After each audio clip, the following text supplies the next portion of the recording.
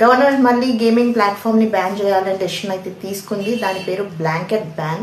So ఈ పిల్ని government వేయబోతుంది. So let's see what happens. అసలు ఫస్ట్ ఇదంతా ఎక్కడి నుంచి స్టార్ట్ అయింది? కొన్ని నెలల ముందు ఎంత ఘోరంగా ఇక్కడ తెలంగాణలో బ్యాన్ గురించి చాలా మంది మాట్లాడారు. దే డిడ్ సంథింగ్, బట్ అదొక విధంగా మంచిదే, మన జనరేషన్ని కాపాడినట్టు అయింది. సో ఈసారి సెంట్రల్ గవర్నమెంట్ బిల్లే వేయబోతుంది, దాని మీద ఒక బిల్ని తీసుకురాకపోతుంది, ఒక బిల్ని తీసుకురావడానికి ఆలోచిస్తున్నారు దాని గురించి.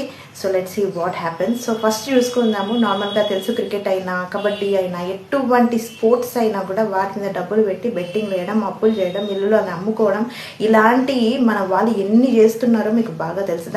దాని మీద బ్యాన్ చేయడం మంచిదే. సో ఇక్కడ ఈ గేమింగ్ ప్లాట్ఫామ్ వాళ్ళు ఒక ఆరోపణ చేస్తున్నారు. ఏంటి అని అంటే, మేము దాదాపు 20 కోట్ల వరకు ట్యాక్స్ కడుతున్నాం గవర్నమెంట్కి. అన్ఆథరైజ్డ్ గేమ్స్ ఉంటాయి ఓకే, కానీ ఆథరైజ్డ్ గేమ్స్, లీగల్గా ఆడే గేమ్స్ ఉంటాయి, వాటి మీద ఎందుకు బ్యాన్ వేయడము? మేము చాలా ఇన్వెస్ట్ చేస్తున్నాం, మేము చాలా లాస్ అవుతాం, అలాగే మేము కట్టే ట్యాక్స్ కూడా పోతుంది గవర్నమెంట్కి అని చెప్పేసి అంటున్నారు. దాదాపు లెక్కేసుకుంటే 9 బిలియన్, కొంతమంది 3.9 బిలియన్, కొంతమంది 9 బిలియన్ వరకు మన ఇండియాలో గవర్నమెంట్కి అమౌంట్ వెళ్తుంది బికాస్ ఆఫ్ ది మనీ. కానీ ఇక్కడ ఇంకో విధం కూడా ఉంది. ఏంటి అని అంటే, సరే గవర్నమెంట్కి వెళ్తుంది, మరి టెర్రరిస్ట్ అకౌంట్కి వెళ్తున్న అమౌంట్ సంగతి ఏంటి?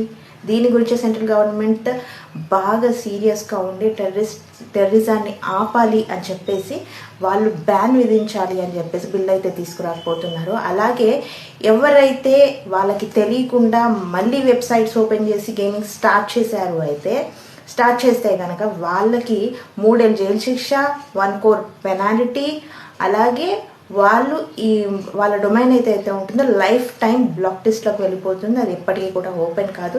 లెట్స్ సీ ఈసారన్నా సెంట్రల్ గవర్నమెంట్ దాని మీద పెట్టింది. మరి ఈ నెల నుంచి వాళ్ళకి కనిపించలేదో ఏమో తెలియదు, కానీ ఈసారైనా క్వశ్చన్ చేస్తున్నారు, ఈసారైనా బిల్ పాస్ అవుతుందని చూద్దాము.